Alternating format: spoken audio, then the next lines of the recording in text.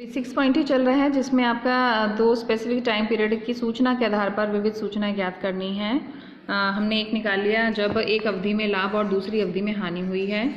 फिर सेकंड है विक्रय एवं लाभ में से एक सूचना ना देकर उसकी जगह कुल लागत की सूचना दी गई है।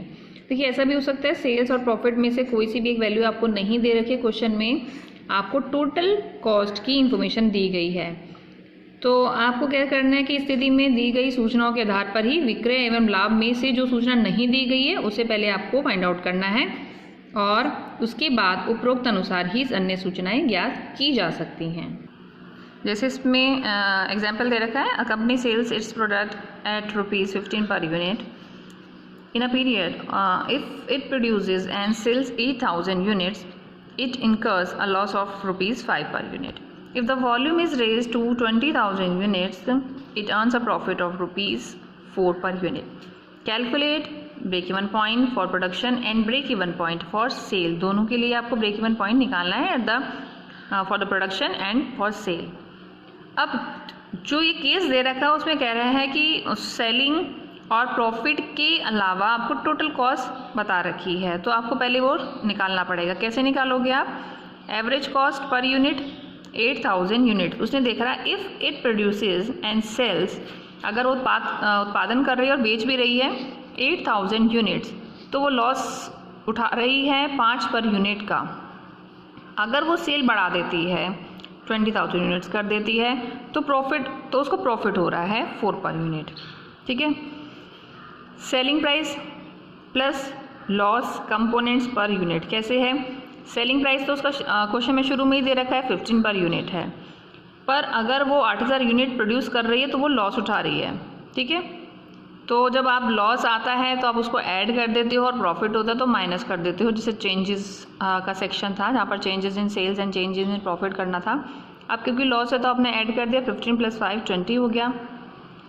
अब एवरेज कॉस्ट पर यूनिट, अब हमको एवरेज कॉस्ट पर यूनिट निकालनी है। अगर जो मैन्युफैक्चरिंग यूनिट है if the volume is raise 20,000 unit, अगर वो 8,000 से बढ़ाकर 20,000 यूनिट्स अपना प्रोडक्शन कर देती है तो वो प्रॉफिट अर्न कर रही है 4 पर यूनिट का। तो कैसे करेंगे हम? Selling price per unit. ठीक है, selling price per unit minus profit component per unit. अब प्रॉफिट आ गया तो हमको माइनस करने पड़ेगा, 4 रुपीज़ कह रखा है उसने। टोटल हमारा सेलिंग प्राइस 15 था, माइनस कर दिया 4 = 11। ठीक है, total cost at 8,000 units, volume कितना है 8,000 × 20। अब वही यूनिट्स को आप इंटू कर दोगे जो आपका कैलकुलेटिव आई अमाउंट। ठीक है, 20 से इंटू किया 1,60,000 आ गया। टोटल कॉस्ट आ गई आपकी 20,000 के लिए 2,20,000। सेम वही प्रोसेस 20,000 को 11 जो आपने निकाला है एवरेज कॉस्ट पर यूनिट उससे आप इंटू कर दोगे। ठीक है, वेरिएबल कॉस्ट निकाल सकते हो। Changes in the total cost and changes in the volume of production. Changes in total cost कितनी है? 2,20,000 और 1,60,000 जो कि आपने निकाल ली है 8,000 और 20,000 यूनिट्स के लिए। फिर उसके बाद आपका आता है कितनी यूनिट्स थी? Changes in volume of production. Changes in 8,000 थी। ठीक है, 8,000 थी, अब उसने 20,000 बढ़ा ली है तो चेंजेस आ गया। 20,000 में से 8,000 यूनिट्स माइनस कर दी 12,000 यूनिट्स, तो आपका जो वेरिएबल कॉस्ट पर यूनिट है वो 5 रुपीज़ आ गई है। क्लियर यहाँ तक? फिर उसके बाद वेरिएबल कॉस्ट फॉर 8,000 यूनिट्स, 8,000 × 5। अब कैसे निकालोगे वेरिएबल कॉस्ट? ये तो आपका था। ठीक है, शुरू में दे रखा है क्वेश्चन में, × 5 कर दोगे 40,000 आपकी वेरिएबल कॉस्ट आ गई है। फिक्स्ड कॉस्ट अब आप निकाल सकते हो क्योंकि आपने पहले टोटल कॉस्ट भी निकाल ली और अब वेरिएबल कॉस्ट भी निकाल रही है। That means you can easily in the situation you are in the situation to find out fixed cost very easily. Total cost minus variable cost, total cost थी 1,60,000 minus कर दोगे 40,000 अब आपकी आ गई है। वेरिएबल कॉस्ट फॉर 8,000 यूनिट के लिए निकाली थी आपने 1,20,000। कॉन्ट्रीब्यूशन निकाल सकते हो, contribution per unit selling price minus variable cost. Selling price था 15, 5 है, वेरिएबल कॉस्ट आपने निकाल ली है तो 10 पर यूनिट आपका आ गया है। पीवी रेशियो निकाल सकते हो, contribution divided by sale × 100, 10 divided by 15 × 100, 66/2/3। ठीक है, ये आपका पीवी रेशियो आ गई। अब क्वेश्चन में कहा है उसने break even point for production in units and break even point for sale, units और सेल दोनों में निकालना है। Fixed cost divided by contribution. Fixed cost 1,20,000 निकाल ली है आपने और आपका कंट्रीब्यूशन है 10 है। सेल्स माने वेरिएबल कॉस्ट तो 12,000 यूनिट्स आ गई। ब्रेक इवन पॉइंट पर आपका प्रोडक्शन, ब्रेक इवन पॉइंट पर sale, fixed cost divided by PV ratio 120, ये आ गया आपका। तो आपने पीवी रेशो निकाल ली है तो आपका ब्रेक इवन पॉइंट पर सेल 1,80,000 हो गई है। क्लियर। अब उसके बाद हम और देखते हैं थर्ड केस क्या है इसी में ही, कि दी गई सूचनाएं 6 माह या अन्य अवधि से संबंधित हो। अगर उसने इन्फॉर्मेशन ऐसी दे दी है कि जो 6 महीने या किसी और स्पेसिफिक टाइम पीरियड से रिलेट कर रही हैं, परंतु जो वांछित सूचनाएं किसी वर्ष से संबंधित हो, परंतु जो हमारी चाहने वाली सूचनाएं थी वो किसी वर्ष से ही संबंधित हो, तो ऐसी स्थिति में क्या करोगे, जो फिक्स्ड कॉस्ट आप फाइंड आउट करोगे वह 6 माह के लिए ही होगी, क्योंकि जो सूचनाएं दी गई हैं वो 6 माह के लिए ही हैं और वार्षिक सूचनाएं ज्ञात करने हेतु ऐसी स्थिर लागतों को वार्षिक आधार पर ही समायोजित हमको करना पड़ेगा। ठीक है। तो क्वेश्चन दे रखा है बुक में, आप अपने आप इसको थोड़ा सॉल्व करने की कोशिश करना। ठीक है। फिर उसके बाद हम लेते हैं 7th। ठीक है, 7th पॉइंट है to find out indifference point between two proposal. 2 विकल्पों के मध्य निरपेक्ष बिंदु ज्ञात करना है हमको, इंडिफरेंस पॉइंट बिटवीन 2 प्रपोजल। तो इसमें क्या होगा कि एक्चुअल में क्या होता है कि जो ब्रेक इवन पॉइंट है उसकी गणना एक निरपेक्ष बिंदु यानी कि इंडिफरेंस पॉइंट की गणना है। ठीक है। वास्तव में जो ब्रेक इवन की जो कैलकुलेशन करते हो वे एक निरपेक्ष बिंदु की ही गणना है, इंडिफरेंस पॉइंट और cut off point, cut off rate. तो इसका प्रयोग सिर्फ उत्पादन स्तर निर्धारण करने में नहीं किया जाता, बल्कि श्रम एवं मशीन से कार्य की तुलना, वैकल्पिक सामग्री साधनों की तुलना, मशीनों की परस्पर तुलना करने में भी किया जा सकता है। अगर आपको 2 मशीनों को सिलेक्ट करना है जिनमें से एक अल्टरनेट में आपकी जो फिक्स्ड कॉस्ट अधिक है और दूसरे अल्टरनेट में आपकी वेरिएबल कॉस्ट अधिक है, तो यह आपको ज्ञात किया जा सकता है कि किस उत्पादन क्षमता पर दोनों मशीनों में से कुल लागत समान होगी और किस सीमा के बाद एक की बजाय दूसरी मशीन श्रेष्ठ हो जाएगी। अब इसका जो यूज़ है वो आप कंपैरिजन करने के लिए भी कर सकते हो कि कौन सी मशीन को आप सिलेक्ट करो, कि सपोज़ एक मशीन पर आपकी फिक्स कॉस्ट ज़्यादा है और दूसरी पर आपकी वेरिएबल कॉस्ट ज़्यादा है, तो आपको वो स्तर याद करना है कि जहाँ पर दोनों की जो लागतें हैं वो समान हो जाएंगी और किस सीमा के बाद एक के बजाय दूसरी मशीन आपके लिए ज़्यादा श्रेष्ठ रहेगी। तो आपको इंडिफरेंस पॉइंट निकालना है, indifference point, difference in fixed cost और डिफरेंस इन वेरिएबल कॉस्ट। देखिए जो मशीन का जो मैंने आपको एग्जांपल बताया है वो आपको बेटर टू लर्न, आपको इजी रहेगा कि आपको एक मशीन में फिक्स्ड कॉस्ट और दूसरी मशीन में वेरिएबल कॉस्ट पर यूनिट आपको फाइंड आउट करनी है। ठीक है। क्वेश्चन बहुत छोटा सा है, सिंपल सा है, आप अपने आप भी करके देख सकते हो इसको। तो आप कोशिश करना इसको करने की, बहुत छोटा सा क्वेश्चन है। ठीक है। फिर नेक्स्ट आता है कि जब वह विक्रय स्तर ज्ञात करना हो जिस पर उन 2 कंपनियों का लाभ समान हो जिसकी स्थिर लागत और लाभ मात्रा अनुपात अलग अलग हो। देखिए आपको वो सेल्स लेवल फाइंड आउट करना है जहाँ पर आपकी कोई 2 कंपनियाँ हैं अलग अलग। ठीक है। उनका प्रॉफिट तो सेम है और उनकी फिक्स्ड कॉस्ट और पीवी रेशो अलग अलग है, मतलब अलग अलग पीवी रेशो और फिक्स्ड कॉस्ट के बावजूद अलग अलग जो कंपनी हैं they are gaining same profit. तो हमको वो लेवल ज्ञात करना है, वह विक्रय का स्तर ज्ञात करना है। जैसे यदि किसी कंपनी की दूसरी कंपनी से अगर हम तुलना करते हैं, कंपेयर करते हैं, तो उसकी फिक्स्ड कॉस्ट अधिक है और पीवी रेशो कम है, तो वह सदैव दूसरी कंपनी की तुलना में कम लाभ अर्जित करेगी। अगर किसी की पीवी रेशो कम है तो वो क्या करेगी, हमेशा ही दूसरी कंपनी की तुलना में कम प्रॉफिट अर्न करेगी। क्यों? क्योंकि उसकी फिक्स्ड कॉस्ट तो ज़्यादा हो गई है। पर अगर यदि किसी कंपनी की स्थिर लागत अधिक होने के साथ साथ पीवी रेशो का अनुपात भी अधिक है, तो एक सिचुएशन ऐसी आ सकती है कि उसे लाभ हो सकता है और दूसरी परिस्थिति में हानि। ठीक है। पर अगर उसकी पीवी रेशो कम है तो डेफिनेटली वो प्रॉफिट कम अर्न करेगी compare to the other company. तो इसको आपका जो एग्जाम्पल दे रखा है, फॉर्मूला दे रखा है, उससे बता रखा है कि विक्रय स्तर आपको फाइंड आउट करना है कि किस विक्रय स्तर पर दोनों कंपनियों को समान लाभ हो जाएगा। तो क्योंकि कम या ज़्यादा की बात है तो higher BEP, higher break even point into higher PV ratio. अगर ब्रेक इवन पॉइंट भी हायर है और पीवी रेशो भी हायर है, माइनस कर देंगे lower break even point and lower PV ratio, divide कर देंगे higher PV minus lower PV. तो ये जो है आप नीचे लिख लोगे। आपको देखना है, देखो आपने हायर एक तरफ कर दिया और लोअर एक तरफ कर दिया, break even point and PV ratio. अब हमको डिवाइड करके निकालना है, तो डिवाइड करेंगे हायर पीवी रेशो और लोअर पीवी रेशो से, या फिर इन डिफरेंस पॉइंट भी निकाल सकते हो, डिफरेंस इन फिक्स्ड कॉस्ट और difference in variable cost ratio, variable cost ratio. ठीक है। फिर इसके बाद आपका 9th आ जाता है, it's going to be end the chapter of marginal costing. फुटकर व्यापारी द्वारा एक से अधिक उत्पाद बेचने की दशा में सम विच्छेद बिंदु ज्ञात करना।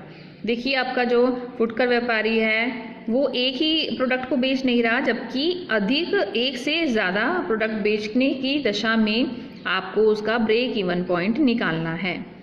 तो फुटकर व्यापारी द्वारा विभिन्न उत्पादों पर अलग अलग दरों से लाभ कमाया जाता है, क्योंकि ज़रूरी नहीं हर एक प्रोडक्ट का रेट वो सेम रखेगा, और इट्स यूनिवर्सल ट्रुथ भी है कि ऐसा नहीं हो सकता, पॉसिबल ही नहीं कि हर एक सामान का रेट एक ही होगा। इसके साथ ही व्यवसाय संचालन में विभिन्न प्रकार की देखिए परिवर्तनशील और आपके जो फिक्स्ड ओवरहेड्स भी होते हैं। तो ऐसे व्यापारी के लाभ की गणना हेतु आप सामूहिक अंशदान, ठीक है, ग्रुप में आप कंट्रीब्यूशन मात्रा को ही अंशदान लाभ मात्रा प्रतिशत मानते हुए लाभ की गणना करोगे। ठीक है। यदि कोई परिवर्तनशील संचालन लागत है तो उसे इस अंशदान अनुपात में से माइनस कर दिया जाएगा। इसका एग्जाम्पल आपको समझा देते हैं, क्योंकि इसके अंदर डिफरेंट प्रोडक्ट्स हैं। Retailer is readymade garments, retailer in readymade garments has supplied the following information. देखिए अब एक रिटेलर है जो शर्ट भी बना रहा है, स्लैक्स भी बना रहा है, सूट्स भी बना रहा है, फ्लोवर भी बना रहा है। Retailers margin on selling price 40, 30, 35, 55% और परसेंटेज ऑफ रुपी सेल्स भी दे रही है। रिटेलर्स फिक्स्ड कॉस्ट दे रखी है शर्ट के लिए 50,000, variable cost 15% of net cell. To find out, you have to find out of the gross margin retailer meets its variable and fixed cost. Calculate retailer's break-even point and how much profit will be earned on sales value of ₹1 lakh. फुटकर व्यापारी द्वारा अपने सकल margin में से परिवर्तनशील लागत और स्थिर लागतों की पूर्ति की जा रही है, सकल मार्जिन में से। ठीक है, उसका जो मार्जिन है उसमें से इसको कंप्लीट कर रहा है, और रिटेलर के लिए ब्रेक इवन पॉइंट की गणना करनी है। अगर उसके द्वारा 1 लाख की बिक्री की जाती है तो उसे कितना लाभ होगा, ये हमको देखना है इस क्वेश्चन के थ्रू। तो सॉल्व करते हैं इस क्वेश्चन को। प्रोडक्ट दे रखे हैं शर्ट, स्लैक्स, यूनिट्स, ठीक है, ये आपको मैंने बताई दी हैं। मार्जिन दे रखा है, सेल्स मिक्स दे रखी है 30%, 10%, 40%, 20%। अब आप वेटेड मार्जिन निकाल लोगे इसका 0.3 को, वही था 30% का 0.3 हो गया, 10% का 0.1% हो गया, 40% का 0.4 हो गया। अब हमको सेल्स मिक्स देखना है, क्योंकि सब जो सेल्स है वो मिक्स होकर आई है इसमें। ठीक है ना, सेल्स मिक्स यानी कि दैट मीन्स हम अपना स्टैटिस्टिकल लगाते हैं इसके अंदर, W और X मान लेते हैं, मार्जिन को X मान लेते हैं और सेल्स को W मान लेते हैं। 0.2 अब WX निकाल लेंगे हम, ठीक है ना, XW 0.3 को 40 से इंटू कर देंगे 12%, इस तरह इनको आपस में इंटू कर लेंगे 0.3%, 14% यानी 11% आपका XW या WX आ जाएगा, वेटेड मार्जिन आ जाएगा WX। ठीक है, टोटल कितना हो गया इसका 40% आ जाएगा। Variable cost to sales ratio कितनी दे रखी थी, क्वेश्चन में दे रखी है आपको 15% ऑफ द सेल। आपको मैं शो कर देती हूँ इस चीज़ को, देखिए क्वेश्चन में दे ही रखा है 15% ऑफ नेट सेल।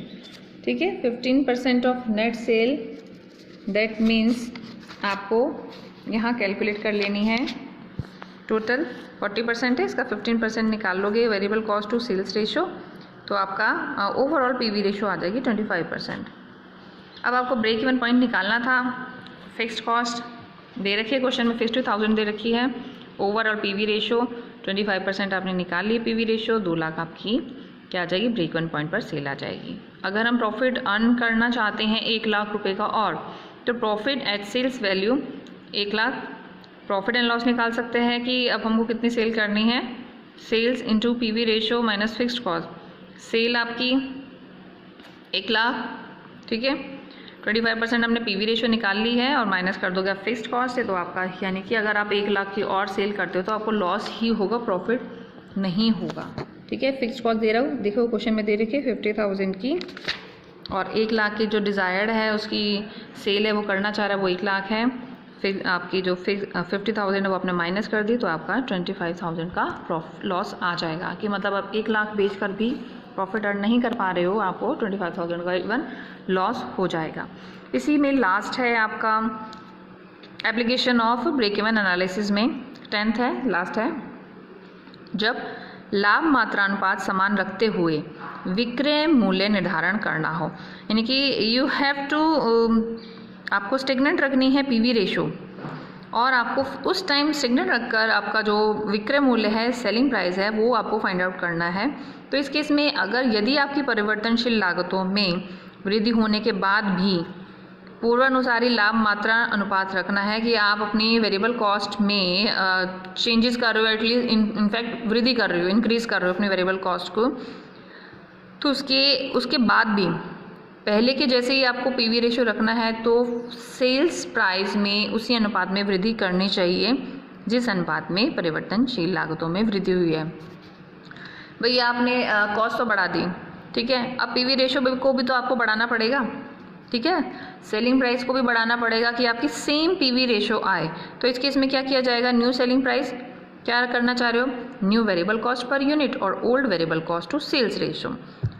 और वर्तमान स्तर पर बिक्री स्तर पर एवं समविच्छेद बिंदु की गणना करनी है आपको, कि आपको सेल्स का जो लेवल है वो प्रेजेंटली, और आपकी ब्रेक इवन पॉइंट की कैलकुलेशन। अगर आपकी मार्जिन ऑफ सेफ्टी परसेंटेज में दी गई है, तो ब्रेक इवन पॉइंट किस कार्य क्षमता पर प्रभाव प्राप्त होगा, आपको ये चेक करना है।